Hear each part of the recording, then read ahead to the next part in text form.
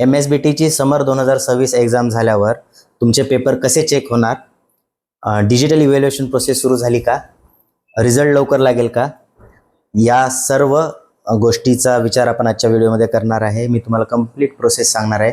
त्यामुळे नमस्ते विद्यार्थी मित्रांनो, मी विसे सर.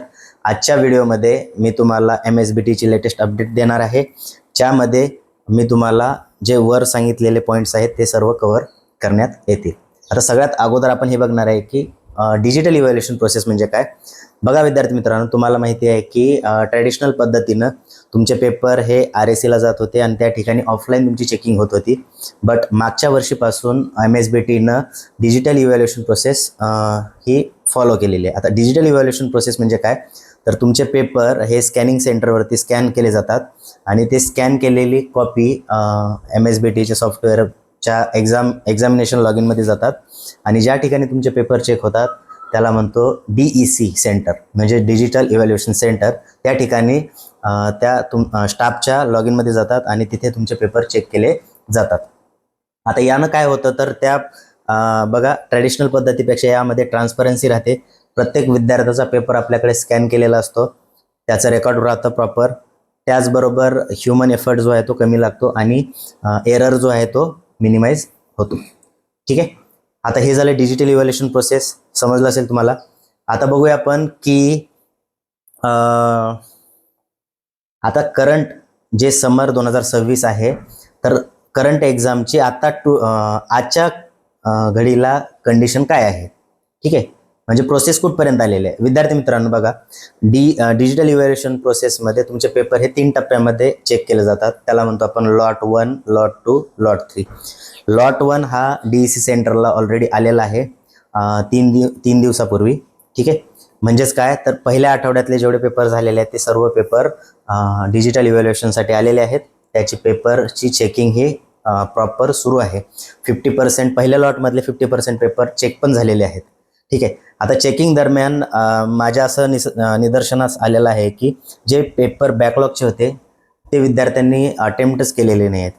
ठीक आहे, त्यामुळं त्या विद्यार्थ्यांना खूप कमी मार्क मिळत आहेत बॅकलॉगचे पेपरचे. रेग्युलरचे पेपर जे आहेत ते विद्यार्थी खूप चांगल्या पद्धतीने लिहित आहेत, त्यांना मार्क्स प्रॉपर पडत आहेत. ठीक आहे, हे माझ्या लक्षात आलेलं आहे.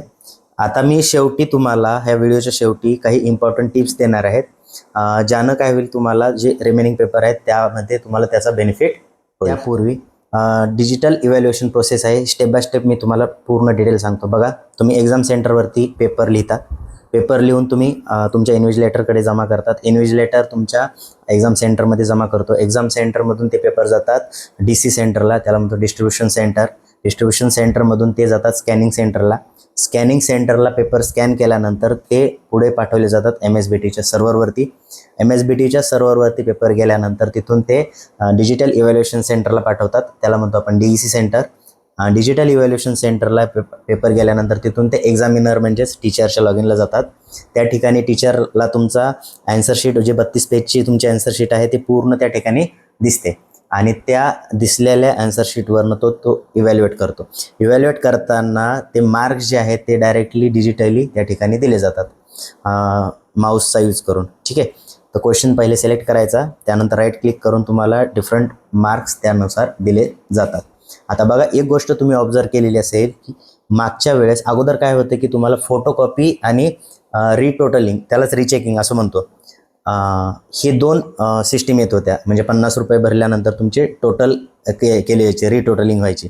बट मागच्या एक्झाममध्ये वगैरे तुम्हाला रिटोटलिंगचं ऑप्शन आलेलं नाही आहे ना. ते कशामुळे, कारण हे मार्क जे आहेत ते आम्ही काय करतो, सिस्टीममध्ये टाकतो. सिस्टीममध्ये मार्क्स टाकल्यानंतर ते ऑटोमॅटिक टोटल केले जातात कॉम्प्युटरनंच, आहे ना. त्याच्यामध्ये एरर यायचा प्रश्न नाही. त्यामुळे तुम्हाला फक्त फोटोकॉपीचं एकच ऑप्शन तुम्हाला राहणार आहे. आता एकदा आम्ही इथनं मार्क भरले, तुमचे मार्क्स एकदा फायनलाइज झाले म्हणजेच लॉक झाले की ते मार्क्स डायरेक्टली रिझल्ट पोर्टलमध्ये जातात. ठीक आहे, ऑलरेडी तुमचे क्लास टेस्टचे मार्क्स, प्रॅक्टिकलचे मार्क्स ऑलरेडी रिझल्टच्या पोर्टलवरती गेलेले आहेत. फक्त कोणते बाकी आहेत, तर हे तुमचे कोणते पेपरचे मार्क्स गेल्यानंतर तुमचा रिझल्ट लवकर लागायला मदत होतो ट्रॅडिशनलपेक्षा. ठीक आहे, तर ही प्रोसेस होती विद्यार्थी मित्रांनो, तुम्हाला समजली असेल. आता बघा, आता रिझल्ट नेमकं केव्हा लागेल, लवकर लागू शकतो का? तर बघा विद्यार्थी मित्रांनो, अकॉर्डिंग टू MSBTचं अकॅडमिक कॅलेंडर तुमचा रिझल्ट हा 3rd वीक ऑफ जूनमध्ये लागणार आहे. ठीक आहे. बट डिजिटल इव्हॅल्युएशन प्रोसेस असल्यामुळे 3rd वीकच्या अगोदर लागायची शक्यता आहे. त्याची डेट अजून फायनल झालेली नाही आहे, कारण एक दिवस आपला पहिला पेपर जो होता तो पुढे पोस्टपोन झालेला आहे. तो 18 तारखेला 18 मेला आहे ना. तर 18 मेला शेवटचा पेपर आहे आणि त्याच्यानंतर तिसरा लॉट पुढे चालला जाईल आणि त्याच्या पुढे किती दिवस लागतात त्याच्यावरती डिपेंड आहे रिझल्टचं. जसं अपडेट येतील रिझल्टचे तसं मी तुम्हाला आपल्या चॅनलवरती अपडेट देईलच. ठीक आहे. आता बघा ड्युरिंग आणखी एक गोष्ट ॲड करू शकतो किंवा इच्छितो. बघा during digital evaluation process copy case पण त्या ठिकाणी खूप साऱ्या म्हणजे मुलांवरती होत आहेत. ठीक आहे. याच्यामध्ये बघा एक मास कॉपी केस आहे. एक एक्झाम्पल सांगतो मी तुम्हाला. एका कॉलेजमध्ये बघा कंटिन्युअसली 12 मुलं आहेत.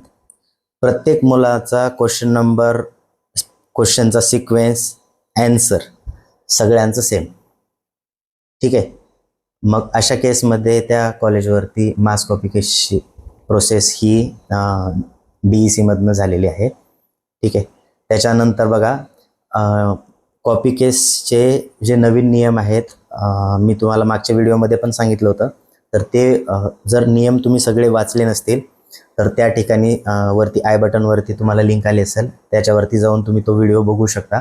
त्याच्यामध्ये खूप किचकट नियम या ठिकाणी ॲड झालेले आहेत. आणि तसं कोणाचं जर झालं असेल तर अशा विद्यार्थ्यांनी थोडं केअरफुल राहायची गरज आहे. मला खूप साऱ्या विद्यार्थ्यांचे कॉल आलेले आहेत रिगार्डिंग कॉपी केस. बघा काही विद्यार्थ्यांच्या खिशामध्ये मायक्रो झेरॉक्स सापडलेले आहेत. मग अशा विद्यार्थ्यांनी कॉल करून विचारलं की सर आम्ही तर त्यातनं काही लिहिलेलं नाही आहे. बरोबर आहे, लिहिलेलं नसलं तरी तुमच्याकडे कॉपी सापडलेली आहे, याचा अर्थ तुमच्यावरती ॲक्शन डेफिनेटली घेतली जाईल. आता ॲक्शन बाकी विद्यार्थ्याचं पण असं होतं की बेंच खाली सापडलेली आहे. ठीक आहे. कोणी हातावरती लिहिलेलं होतं आहे ना. अशा वेगवेगळ्या केसेस घडलेल्या आहेत.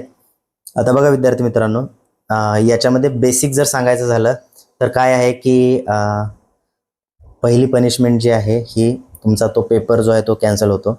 दुसरी पनिशमेंट आहे त्या हॉल तिकीटवरती जेवढे सब्जेक्ट आहेत ते सर्वचे सर्व सब्जेक्ट तुम्हाला पुढच्या सेमिस्टरला देता येईल. त्याला 1+0 म्हणतो. दुसरी कंडिशन असते 1+1. म्हणजेच काय तर हे करंट सेमिस्टर ऑल बॅक राहणार प्लस पुढचं सेमिस्टर तुम्हाला परीक्षा फॉर्म भरता येणार नाही. आणि सगळ्यात वर्स्ट कंडिशन जी आहे ही पोलीस केस किंवा FIRची आहे. त्या पण मी तुम्हाला त्या व्हिडिओमध्ये डिटेल सांगितलेलं आहे. तुम्ही तो व्हिडिओ जाऊन पाहू शकता. ठीक आहे. आय होप तुम्हाला समजलं असेल.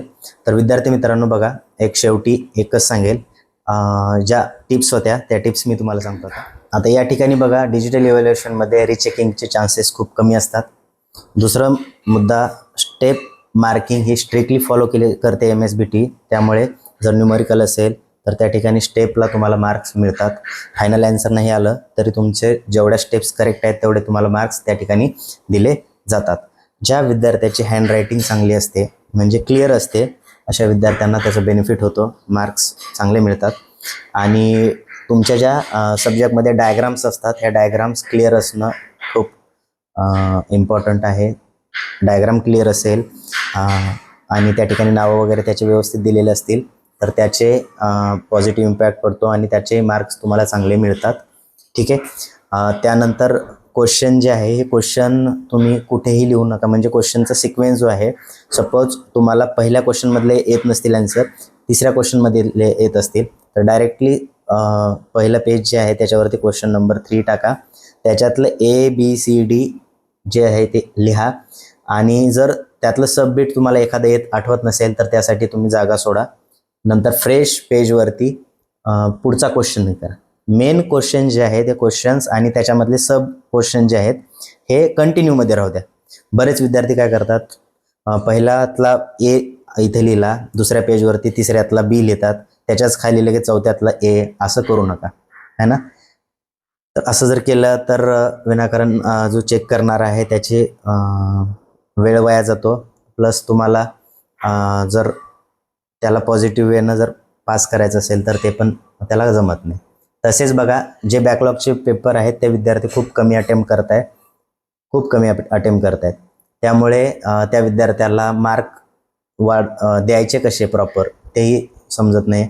अटेम्प्टच ते 21-22 मार्काचा करताय, तर ते विद्यार्थी पास कसे होतील, है ना. आणि असं काही नाही की त्या विद्यार्थ्याचा 100% करेक्टच असेल, है ना. त्यामुळे तुम्ही पेपर अटेम्प्ट करा प्रॉपर वेनं. आणि जर एखादा क्वेश्चन येत नसेल तर क्वेश्चन समजून घ्या पहिले काय दिलेलं आहे, त्याच्याशी रिलेटेड तुम्हाला जेवढं काही येत असेल तेवढं जेन्युइनली लिहा. त्याचा डेफिनेटली तुम्हाला बेनिफिट होईल. ठीक आहे. तर पुढच्या पेपरसाठी तुम्हाला ऑल द बेस्ट. आणि जर तुम्ही चॅनलला सबस्क्राईब केलं नसेल तर करा, व्हिडिओ मित्रासोबत शेअर करा. थँक्यू. All the best.